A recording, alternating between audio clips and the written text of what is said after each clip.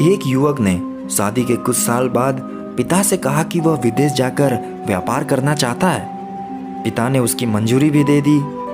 युवक अपने माँ बाप और गर्भवती पत्नी को छोड़कर व्यापार करने विदेश चला गया।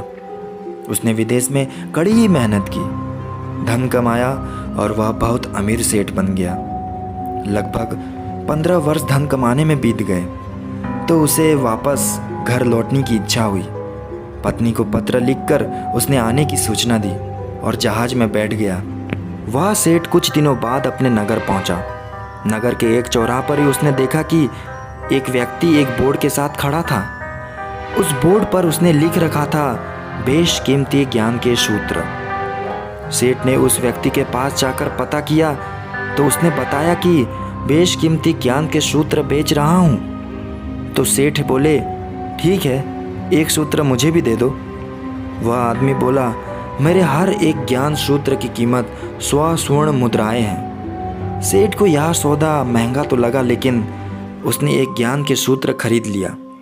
उस व्यक्ति ने सेठ को ज्ञान का सूत्र दिया कि कोई भी कार्य करने से पहले 2 मिनट रुककर सोच लेना। सेठ ने वह सूत्र अपनी डायरी में लिख लिया।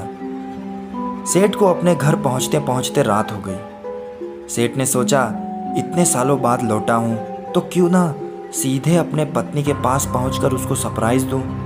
घर के चौकीदारों को इशारों से अंदर कुछ भी कहने से मना कर दिया और सीधे पत्नी के कमरे में गया। वहाँ का नज़ारा देखकर वह चौंक गया।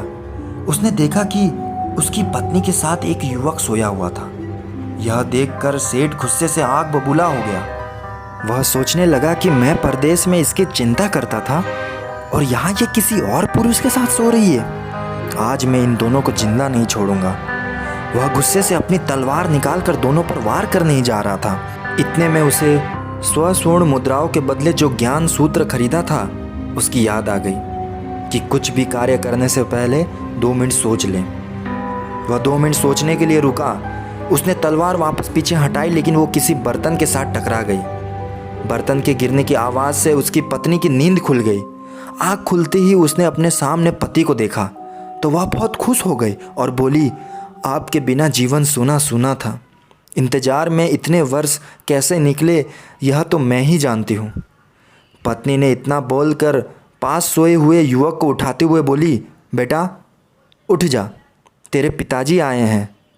युवक उठकर जैसे ही पिता को प्रणाम करने के लिए झुका तो माथे से पगड़ी सेठ के पैरों में गिर गई।